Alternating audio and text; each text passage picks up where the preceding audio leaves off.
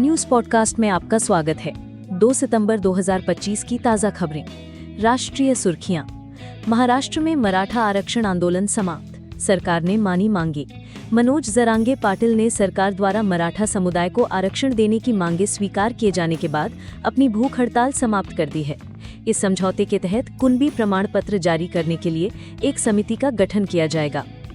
उत्तर भारत में बाढ़ का कहर, हरियाणा ने की मदद की घोषणा। पंजाब और जम्मू कश्मीर में बाढ़ से स्थिति गंभीर बनी हुई है। हरियाणा सरकार ने दोनों बाढ़ प्रभावित राज्यों को 5-5 करोड़ रुपए की वित्तीय सहायता देने की घोषणा की है। जम्मू कश्मीर के उधमपुर में तवी नदी के बढ़ते जल स्तर को देखते हुए बाढ़ की चेतावनी जारी की गई है। हिमाचल प्रदेश, पंजाब, हरियाणा और उत्तराखंड में भारी बारिश से जनजीवन अस्त व्यस्त है। सेमिकॉन इंडिया 2025 का उद्घाटन। प्रधानमंत्री नरेंद्र मोदी ने नई दिल्ली में चौथे सेमिकॉन इंडिया 2025 कार्यक्रम का उद्घाटन किया। इसका उद्देश्य भारत के सेमीकंडक्टर इकोसिस्टम को वैश्विक स्तर पर आगे बढ़ाना है। सिंगापुर के प्रधानमंत्री भारत दौरे पर।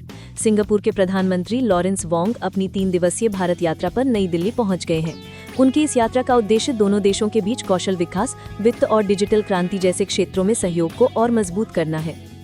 बीआरएस ने के कविता को किया निलंबित। भारत राष्ट्र समिति बीआरएस ने पार्टी विरोधी गतिविधियों के आरोप में अपनी नेता के कविता को पार्टी से निलंबित कर दिया है। अंतर्राष्ट्रीय सुर्खियां। अफगानिस्तान भूकंप में मरने वालों की संख्या 1400 के पार। अफगानिस्तान में आए विनाशकारी भूकंप से मरने वालों की संख्या बढ़कर 1411 हो गई है, जबकि 3124 लोग घायल हुए हैं। राहत और बचाव कार्य जारी है। पश्चिमी सूडान में भूस्खलन से भारी तबाही।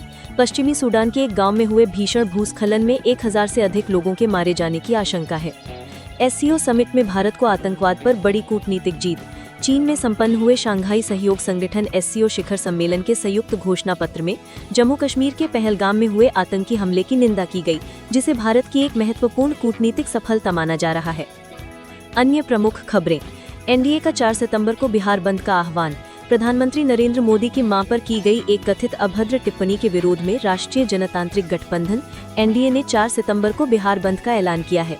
दिल्ली दंगा मामला, अदालत ने शर्जील इमाम और उमर खालिद सहित 10 आरोपियों की जमानत याचिका खारिज कर दी है। मौसम का पूर्वानुमान। दिल्ली, उत्तर प्रदेश, बिहार, मध्य प्रदेश और राजस्थान सहित देश के कई राज्यों में हल्की से मध्यम बारिश होने की संभावना है।